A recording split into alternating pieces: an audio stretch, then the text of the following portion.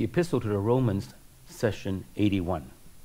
羅馬人書註釋第81講 Chapter 7, Verse 10. 羅馬書第7章第10節。那本來叫人活的誡命，反倒叫我死。In this verse, it is necessary to preserve the more literal rendering.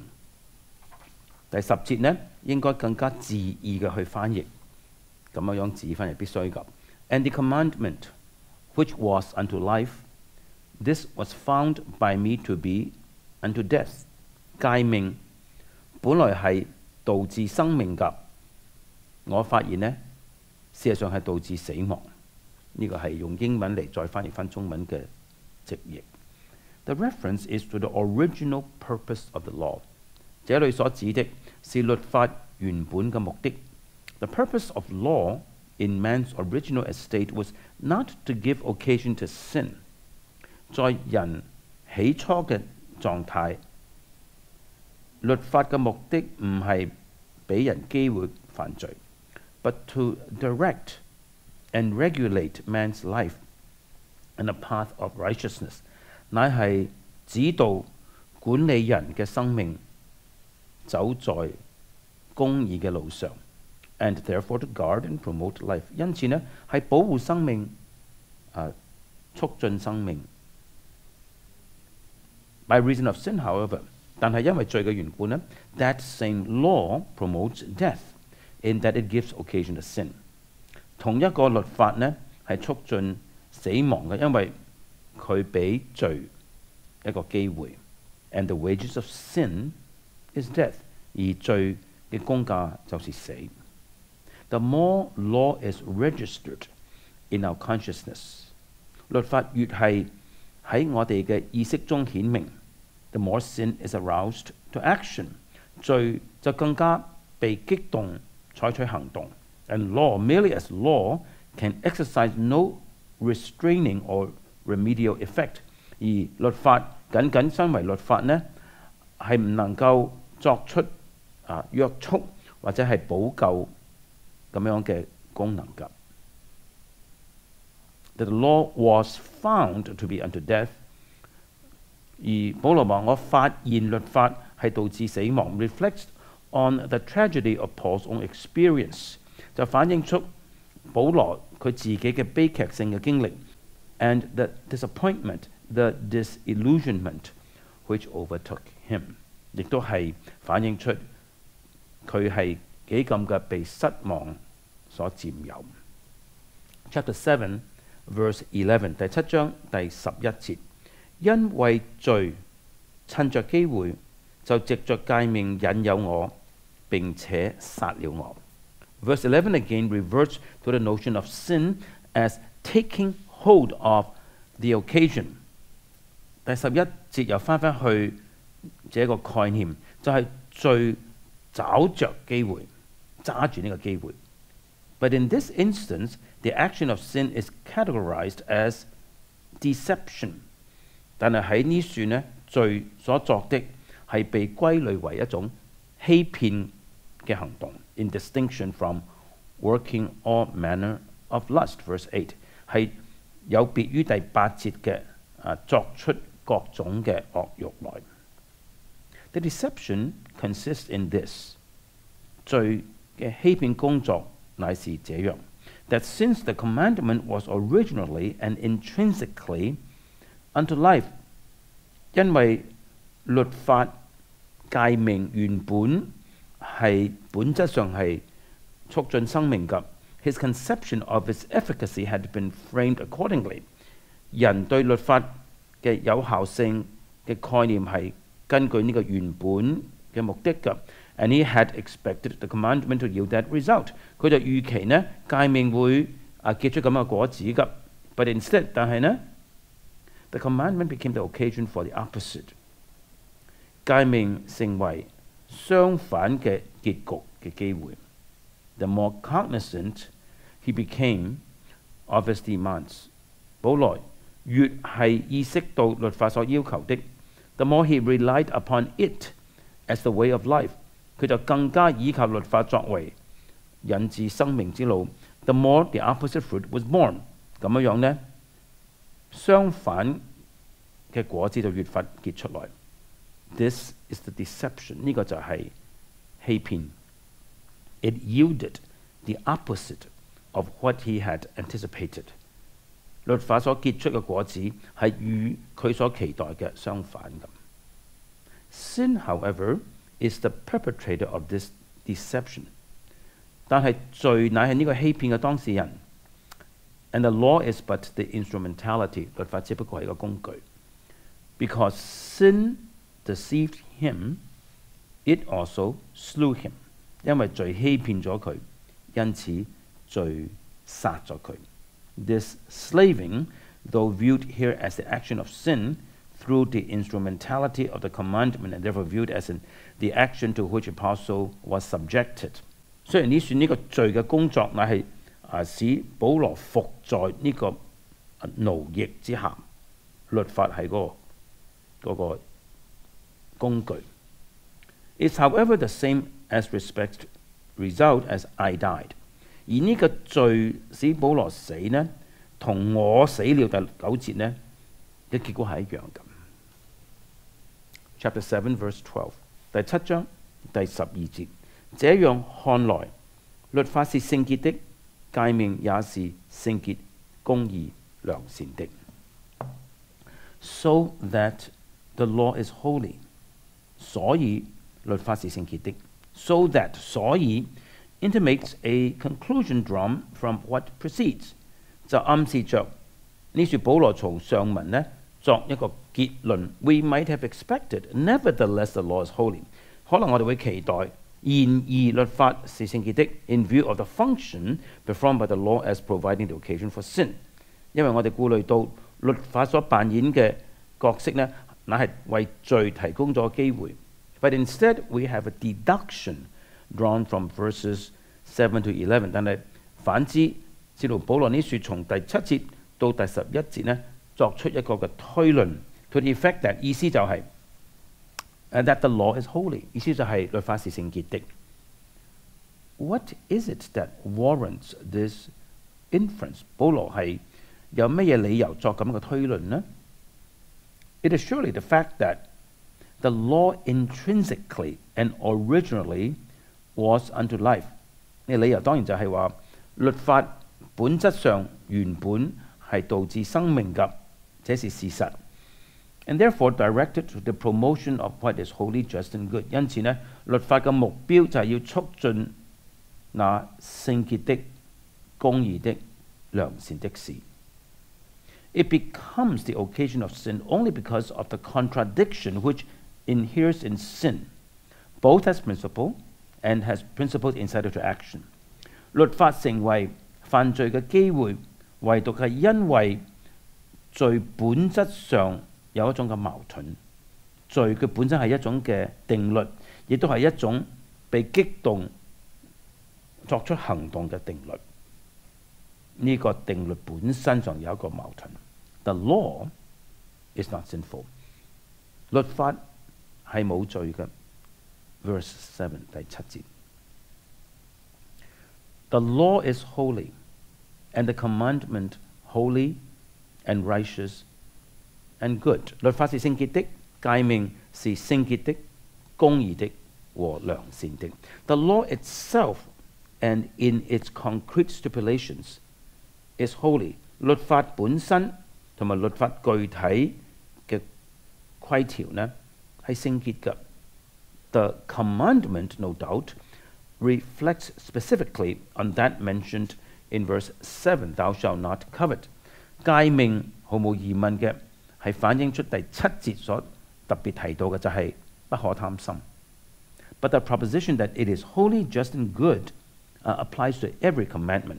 但係誡命係聖潔、公義同埋良善呢個概念呢，係在每一條誡命都是如此的。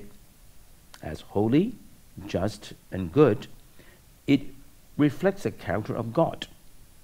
作為聖潔的、公義的和良善的，律法係反映出上帝嘅本性 ，and is the transcript of His perfection， 是上帝嘅完全嘅一個記錄。It bears the imprint of its author. 律法係帶着律法嘅作者上帝佢嘅印記咁。This, as we shall see, is stated expressly in different terms in verse 14. 我哋下文會看到第14節呢，係用唔同嘅方法，但係仍然係明説的。As holy 誡命作為聖潔嘅誡命呢， the commandment reflects the transcendence and purity of God. 佢係反映出上帝嘅超然性同埋純潔性 ，and demands of us the correspondent consecration and purity. 因此要求我哋呢有作出一種相配嘅獻上同埋純潔。As righteous 作為公義嘅誡命呢 ，it reflects the equity of God.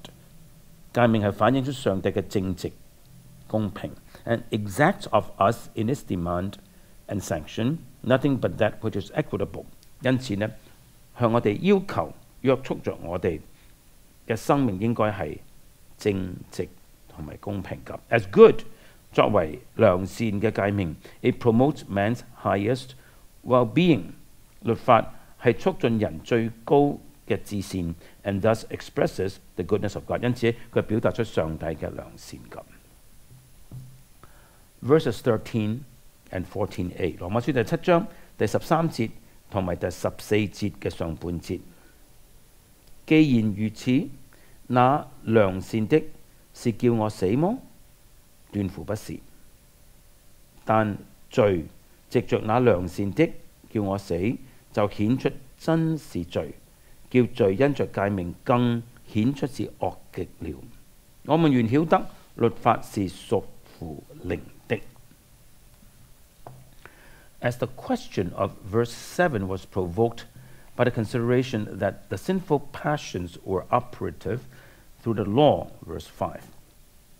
正如喺第7節呢，因為保羅考慮到各種唔同嘅惡慾藉着律法發動咗第5節，所以第7節保羅提出一個問題。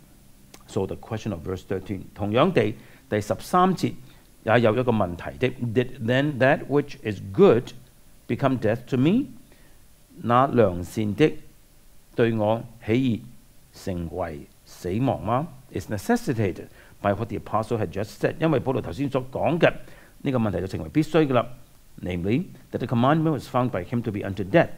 保羅啱啱所講完嘅就係話誡命，佢發現誡命呢係導致死嘅。第10節參考第11節。The reply is his vigorous denial. God forbid。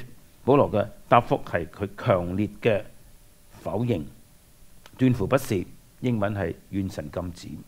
On the contrary， 反過嚟講 ，he immediately adds， 佢馬上就接着說 ，it is sin that works death， 作成死亡的是罪。Respecting the latter part of verse 13，關於第13節嘅下半節 ，but sin that it might be shown to be sin, etc.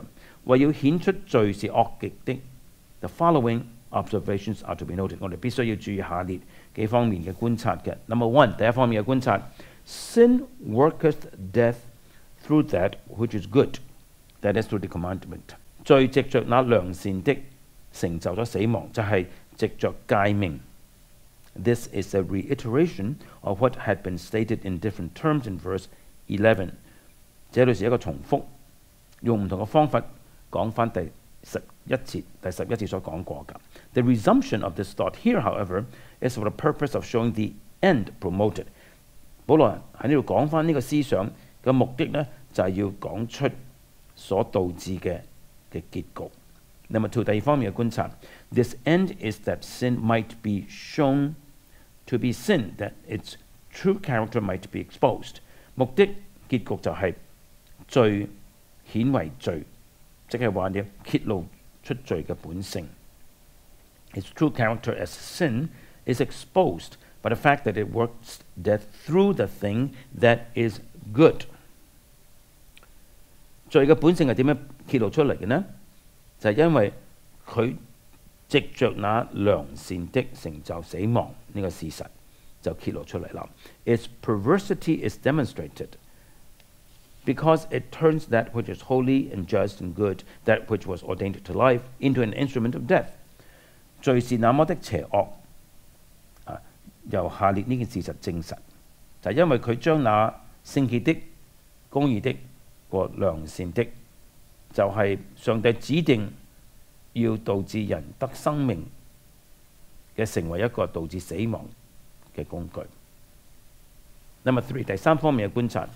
The wickedness of sin is not only demonstrated when it uses the thing that is good as an instrument of death.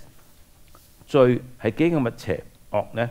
唔單止係因為佢用咗那良善的成為死亡的工具而證實。Sin is for the same reason aggravated in its intensity. 為咗同樣嘅原因呢，罪就更加嘅強烈，更加嘅重啦。In order that through the commandment, sin might become exceeding sinful， 好叫藉着誡命呢，罪成為更加嘅有罪。This is not merely the demonstration of sin's exceeding sinfulness。這裏保羅不僅僅在顯示出罪是多麼的邪惡。The abuse of the commandment aggravates beyond measure the gravity of sin itself。因為罪誤用咗誡命，因此呢，罪本身嘅嚴重性呢就加重咗好多。And in Maya's words， 根據 Maya 注釋家所講 ，the solemnly painful tragic effect is hereby emphasized。這裏所強調的是那個極其痛苦嘅悲劇性嘅效果。And all this is adduced by the Apostle to vindicate the law as holy and just and good。呢一切呢都由使徒保羅使用作為證據，證實律法是聖潔的，是公義的，是良善的。And from any aspersion to the effect that it is the minister of sin or of death， 避免任何人毀謗罪惡，話佢係服侍或者係促進罪或者係死亡的。It is the perversity of sin as the contradiction of the law and as using the law for the aggravation of that contradiction that vindicates the law as holy。 證實律法是聖潔的呢，是罪嘅邪惡性。罪係抵觸律法嘅，罪係使用律法使呢個嘅抵觸更加嘅嚴重。The law exposes sin and convicts of it。 律法揭露出罪，使人扎心之罪。The law becomes the occasion of sin。 律法成為犯罪嘅機會 ，in that the depravity residing in us is thereby aroused to activity。 係點樣成為一個機會呢？係因為住在我們裏邊的敗壞呢，發動了以致採取行動。The law aggravates sin。 律法使罪更加嘅嚴重。It is the instrumentality through which sin is aggravated in its expression。 律法係一個工具，藉着呢個工具呢，罪表達出嚟就更為嚴重了。But the law is not sinful， 但係律法係冇罪嘅。The first part of verse 14 is confirmatory of this vindication and is an appeal to the knowledge that the law is spiritual。 第14節嘅上半節呢，係肯定證實對律法呢方面嘅證明㗎。而且呢，呢上半節呢係訴諸於人們所知道的，就係律法是屬乎靈的。The word spiritual is not derived from the human spirit。 屬靈呢個形容詞呢係唔係從人嘅靈所生出㗎。It does not mean that the law has relevance to or affinity with the human spirit as distinguished from the human body。 呢處嘅意思唔係話呢，律法特別與人嘅靈魂有關，特別係與人嘅靈魂有所連接，有別於與人嘅身體有關，唔係咁嘅意思。The emphasis which the apostle places upon the human body in these chapters is sufficient to refute any such notion. 我哋睇見保羅喺羅馬書幾咁嘅強調人嘅身體，我哋就有足夠理由去反駁咁樣嘅概念㗎。If the body is sinful, 6:6, and is a subject of the renewing influences of grace, 6 verses 12, 13, and 19, the law as holy, just, and good must have relevance to the body as well as to the spirit. 假如身體係有罪嘅，第6章第6節，而且身體呢係上帝更新人嘅生命嘅受者，第6章嘅12、13、19節，那麼律法作為聖潔的、公義的和良善的，係唔單單與人嘅靈魂有關嘅，肯定係與人嘅身體有密切嘅關係。Paul's usage will show that the word spiritual is derived from the Holy Spirit。使徒保羅嘅用詞呢，就會指出屬乎靈或者屬靈呢個字呢，係從聖靈嗰處產生㗎。Spiritual words 屬靈的話語，哥林多前書第2章13節 are words taught of the Holy Spirit， 乃是聖靈所教導的話語。The spiritual man 屬靈人 1 Corinthians 2:15， 哥林多前書第2章15節 is the man indwelt and controlled by the Holy Spirit， 乃是聖靈所內住、聖靈所掌管的人。Spiritual songs 靈歌 Ephesians 5:19， 以弗所書第5章19節 Colossians 3:16， 歌羅西書3章16節 are songs indited by the Holy Spirit， 乃係聖靈所創作嘅詩歌。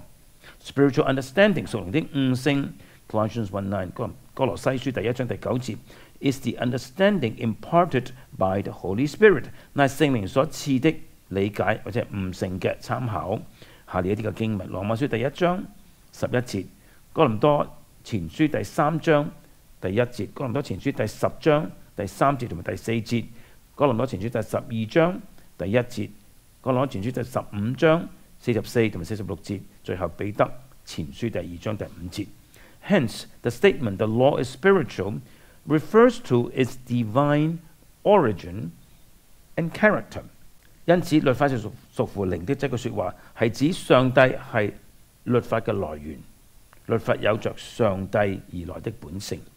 Since it is spiritual， 既然律法係屬靈嘅 ，it is possessed of those qualities which are divine， 佢就擁有一啲屬乎神嘅本質 ，holy、just and good， 即係聖潔、公義同埋良善。